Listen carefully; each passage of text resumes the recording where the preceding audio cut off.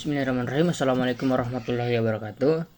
Perkenalkan, nama saya Zulkifli Nagi. Saya dari jurusan Pendidikan Jasmani, Fakultas Olahraga dan Kesehatan, kelas 2A, akan menjelaskan materi tentang Pancasila. Pancasila sebagai pandangan hidup bangsa. Pancasila merupakan pandangan hidup dan kepribadian bangsa yang nilai-nilainya bersifat nasional yang mendasari kebudayaan bangsa, maka nilai-nilai tersebut merupakan perwujudan dari aspirasi cita-cita hidup bangsa Indonesia.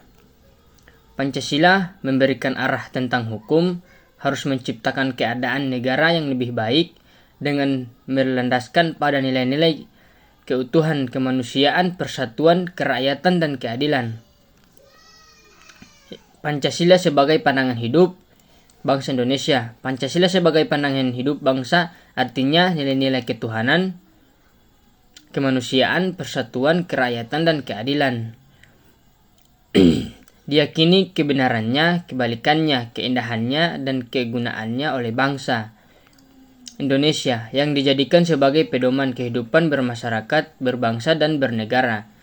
Pancasila sebagai pedoman hidup berarti nilai-nilai Pancasila sebagai melekat dijadikan norma dalam bersikap dan bertindak. Pancasila sebagai pandangan hidup bangsa Indonesia. Pancasila sebagai pandangan hidup berarti nilai-nilai Pancasila melekat dalam kehidupan masyarakat dan dijadikan norma dalam bersikap dan bertindak.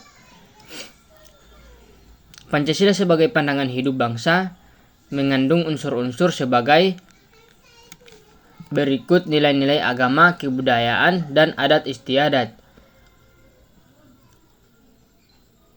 Lebih mengacu pada pandangan hidup yang bersifat praktis.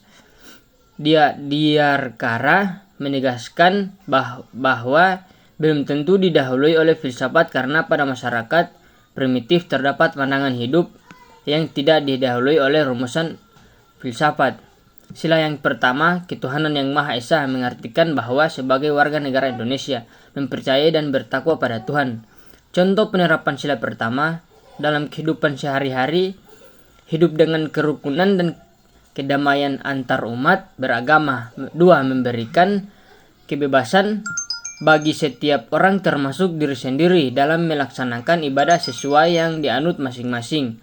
Tidak membedakan orang dengan agama yang berbeda dalam sebuah pergaulan. Sila kedua, kemanusiaan yang adil dan beradab. Yang pertama, mengakui persamaan derajat, persamaan hak, dan persamaan kewajiban antara sesama manusia. Yang kedua, saling mencintai sesama manusia. Yang ketiga, mengembangkan sikap tanggapan tanggang rasa. Yang keempat, tidak semena-mena terhadap orang lain. Yang kelima, menjunjung tinggi nilai-nilai kemanusiaan. Yang keenam, gemar melakukan kegiatan kemanusiaan. Yang tujuh, berani membela kebenaran dan nilai-nilai kemanusiaan. Bangsa Indonesia merasa dirinya sebagai bagian dari seluruh umat manusia.